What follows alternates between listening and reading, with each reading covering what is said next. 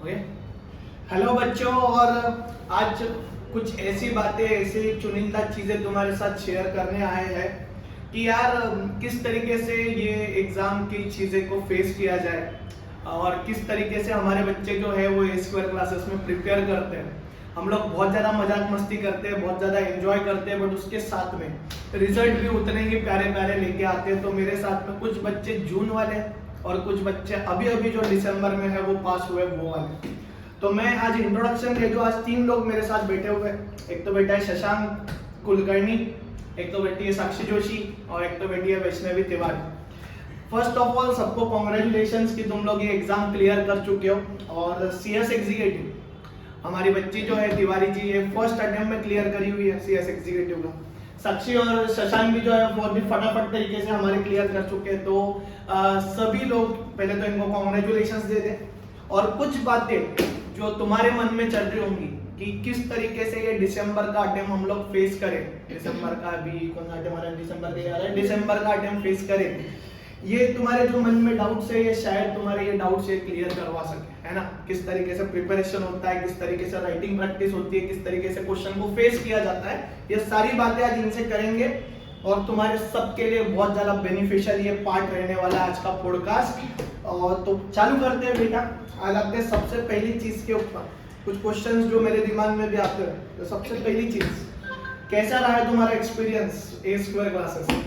मतलब सच में बहुत अच्छा था। मतलब सर की जो सर लर्न करवा के लेते हैं हर सब्जेक्ट, जैसे कि सर का सब्जेक्ट है जो इनकम टैक्स, और जो उनकी जो थ्योरी वो पढ़ाते हैं वो सबसे बेस्ट है। मतलब इंसान को लर्न होती है और वो लर्न करवा के लेते हैं। अगर हो या ना हो तो सोच मतलब एक ही कंसेप्ट बार बार पूछना, उसकी वजह से ऑटोमेटिक वो लर्न तो हो ही जाती है। उसका मतलब बहुत अच्छा था।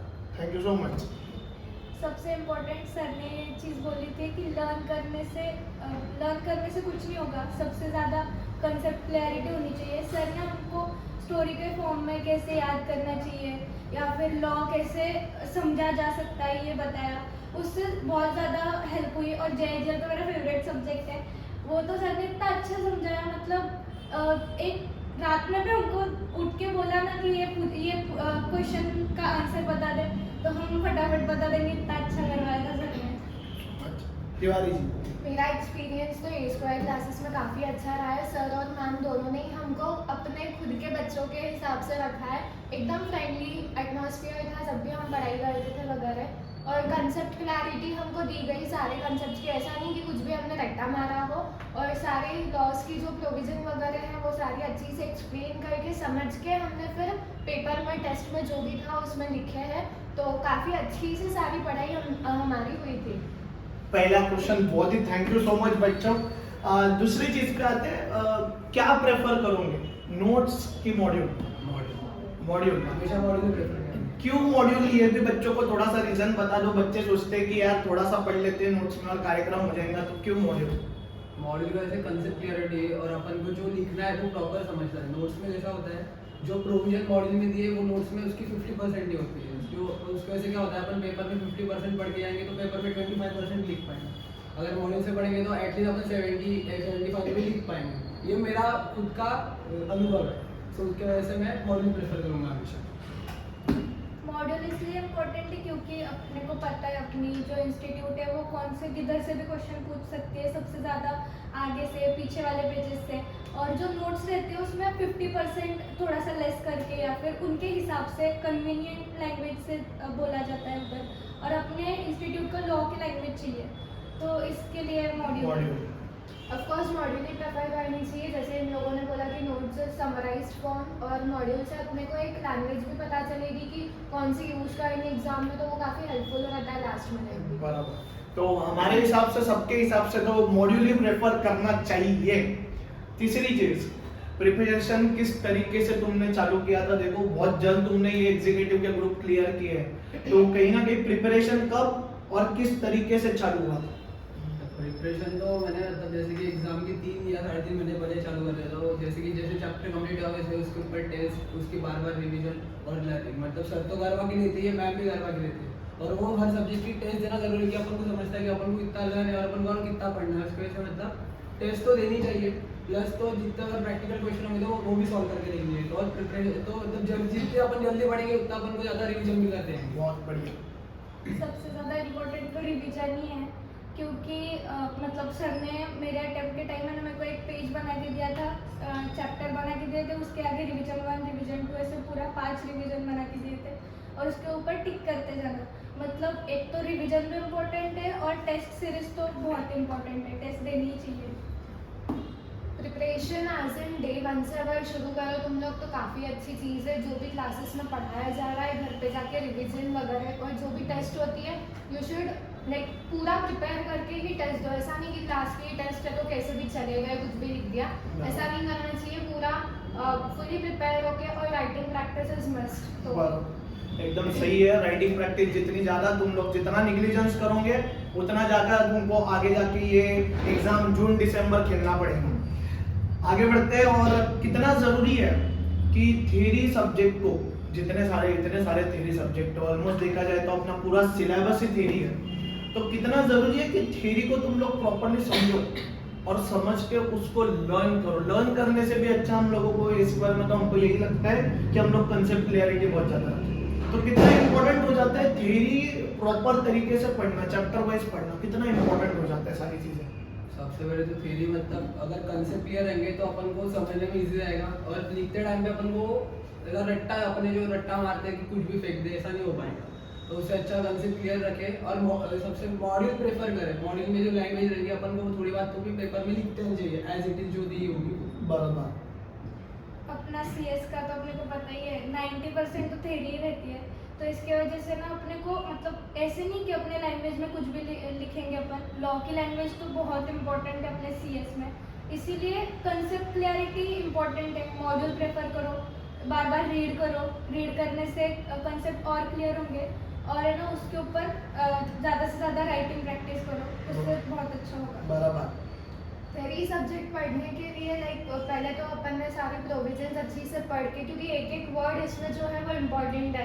अपन एक भी वर्ड नेग्लिजेंस कर ही नहीं सकते उस हिसाब से, क्योंकि मे, शुड, शाल ये वर्ड्स भी जो लगते छोटे हैं लेकिन कंपनी लॉ, सिक्योरिटीज लॉ में इनका कितना इंपॉर्टेंस है सबको ही पता है। तो सारी प्रोविजंस अच्छी से पढ़ के समझ के फिर ही अपन ने लर्न या फिर जो भी है वो करना चाहिए। बराबर।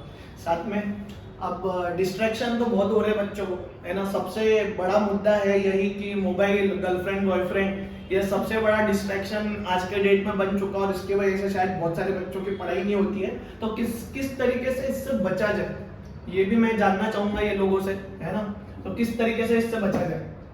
सबसे अगर डिस्ट्रैक्शन में तो मोबाइल तो है ही, बट कई जगह पे अपने फ्रेंड्स भी होते हैं जो मतलब मोटिवेट करने वाले फ्रेंड्स होने चाहिए, बट जो अपन को डिमोटिवेट करेंगे, जान दे रहे क्या इस तरह छोड़ दे, जो छोड़ के गए ना वो कभी नहीं हो पाएंगे, और जो डटा रहेगा वो हमेशा होगा और होगा ही। और अगर इस पर में आएगा तो 100% होगा। तो भी मेरे को लगता है टाइम टेबल बनाना चाहिए। मतलब जितना अपन ने, एक तो है ना इंस्टाग्राम बहुत बड़ी चीज़ है, उसमें अपन बहुत टाइम वेस्ट करते हैं, इसलिए टाइम लिमिट सेट कर देनी चाहिए।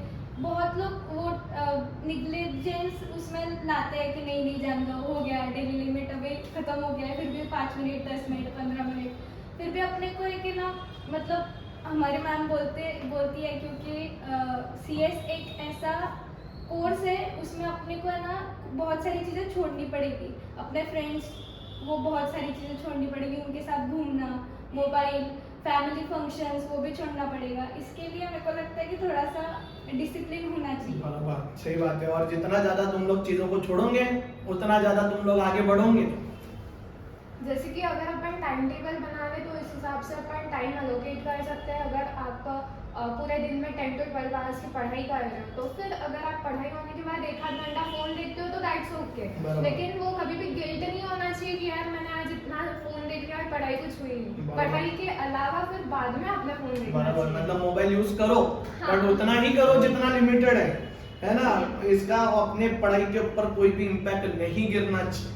और लास्ट जो बच्चों में तुमको एक क्वेश्चन पूछना चाहूंगा कि जब अपन एग्जाम हॉल में जाते हैं, देखो जब पहली बार तुम लोग एग्जाम हॉल में गए थे, ऐसे के सेंटर पे गए थे, तो बहुत ज्यादा अपने मन में विचार चलते रहते हैं, यार अपन बहुत ज्यादा टेंशन में होते हैं। और जो पहला पेपर होता है दैट इज JIG, उसमें तो अपन हीरे की तरह टेंशन में रहते हैं, क्योंकि अपन ने ऐसी प्रोफेशनल एग्जाम पहले कभी फेस नहीं करी होती है। तो क्या तुम्हारा एक्सपीरियंस रहा है वो चीज़ों को टैकल करने के लिए?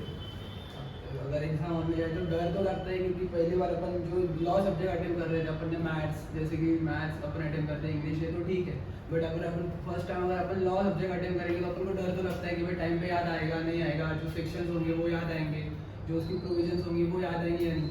बट अगर एक बार अपन का अगर प्रॉपरली पढ़ा होगा जब, तो मतलब इंसान को पेपर देखना तो समझता है कि नहीं अपन तो लिख पाएंगे, बट उसके पहले अगर अपन को डर लगा होगा तो फिर उसके लिए भाई कुछ मतलब शांत, इंसान शांत रह जाएगा और दिमाग ठंडा रखेगा। बराबर, तो स्टे कूल, और पेपर जो है एकदम जोरदार जाएंगे, ऐसा शशांक जी का बोलना है। अपना ऐसा रहता है कि 12th बहुत सारे बच्चे ऐसे रहते हैं कि 12th के बाद ही CS करते हैं, तो अब मतलब अपना लिखने का पैटर्न और वो एकदम पैटर्न सेम रहता है, और उसमें अपने को पता है अपन पास ही होने वाले हैं। पर है ना, इसमें CS में ऐसा नहीं होता है, बहुत सारी चीज़ें अपने को समझनी पड़ती है। पर मतलब मेरे केस में मेरे को स्टार्टिंग में बहुत डर लगा था, पर जब पेपर देखा JIJL का, टैक्स का, कंपनी लॉ का, सर की वजह से, मैम की वजह से मेरे को बहुत डर निकल गया था उधर ही, क्योंकि मेरे को आधे से ज़्यादा क्वेश्चन ऐसे ही आ रहे थे। आई स्टिल रिमेंबर 2 जून जब हमारा JIJL का पेपर था, काफ़ी डरी हुई थी मैं, एकदम ऐसा छोटा सा मुँह लेके हम सेंटर पे पहुंचे थे। लेकिन जब आपके सामने पेपर आता है ना, सबसे पहले यू शुड स्टे काम। अगर तुम लोग वहाँ पे ही हड़बड़ा गए तो फिर काफ़ी ज़्यादा प्रॉब्लम आपको आगे फेस करनी पड़ेगी पेपर में। लेकिन if you stay calm, believe in yourself, have faith in God, और जो भी तुमने साल भर प्रिपेयर किया है उसका रिजल्ट आपको दिख ही जाएगा। बहुत बढ़िया बेटा। और देखो, जितना शांति और जितना तुमने मेहनत करी है वो सिर्फ तुम लोग अपना ताव पेपर में बता सकते हो, है ना। और लास्ट और एक चीज जो मुझे याद आ रही है, देखो खत्म नहीं हो रहा पा रहे, क्वेश्चन बहुत सारे आ रहे हैं, क्या लगता है तुम लोगों को कि पूरा पेपर अटेम्प्ट करना जरूरी है क्या? 100% पेपर अटेम्प्ट करना, क्योंकि जो रिजल्ट्स आ रहे हैं अपन देख रहे हैं अभी 30-35% तक का रिजल्ट चला चुका है, तो क्या ये जरूरी है कि 3 घंटे में 3 आवर्स का जो टाइम है और 15 मिनट जो पढ़ने को मिल रहा है तुम लोगों को, वो टाइम पीरियड सफिशिएंट होता है और उसमें तुम्हारा पेपर हो भी जाता है, ऐसा होता है कि नहीं होता है?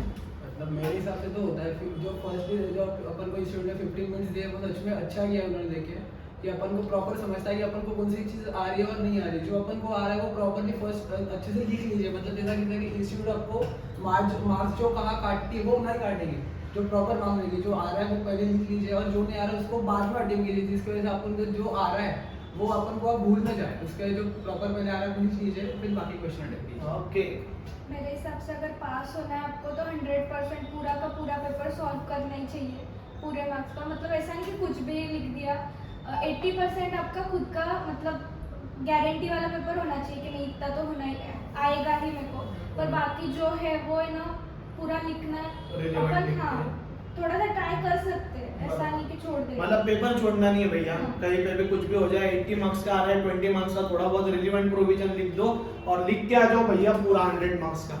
15 मिनट्स जो रीडिंग के मिलते हैं अपने को, we should make the most out of it, क्योंकि वो जो 15 मिनट्स है उसमें आपका पूरा क्वेश्चन पेपर रीड होके आपको एक अंडरस्टैंडिंग मिल जानी चाहिए कि इतना पार्ट मेरे को शॉर्ट आ रहा है, तो इतना तो कोई मेरे को मार्क्स इसमें काट ही नहीं सकता है, मेरा इतना अच्छे से आ रहा है। तो वो आप जो है वो पहले अटेम्प्ट कर लो, और जो 15-20 मार्क्स का अगर आपको नहीं आ रहा है तो वो लास्ट में you can write something about it, और फिर ना वो 15-20 मार्क्स का इतना टेंशन बचता नहीं है, क्योंकि अपन ने 80 मार्क्स इतना अच्छा लिखा है कि वो 15-20 मार्क्स कंपेंसेट हो जाता है। कहीं ना कहीं और एक बच्चे जो मैं सलाह देना चाहूंगा, दैट इज सीक्वेंस में पेपर लिखने की कोशिश करो, क्योंकि सीक्वेंस में लिखने के हमने देखा हुआ है मॉडरेशन के काफ़ी अच्छे मार्क्स मिलते हैं, और तुम लोगों को भी शायद वो मिले होंगे अगर तुमने पेपर मंगाया है। और बस इतनी ही सारी बातें, और अगर तुम्हारे कोई क्वेश्चंस है तो तुम लोग यूट्यूब पे नीचे डालो, कमेंट करो, वी विल आस्क द आने वाले बच्चों को जो भी तुम्हारे क्वेश्चंस रहेंगे, है ना। और 2-3 पॉडकास्ट में ला रहा हूँ बहुत जल्द। आई होप सो तुम सबके लिए ये बहुत ज़्यादा बेनिफिशियल होगा, and thank you so much everyone for watching this.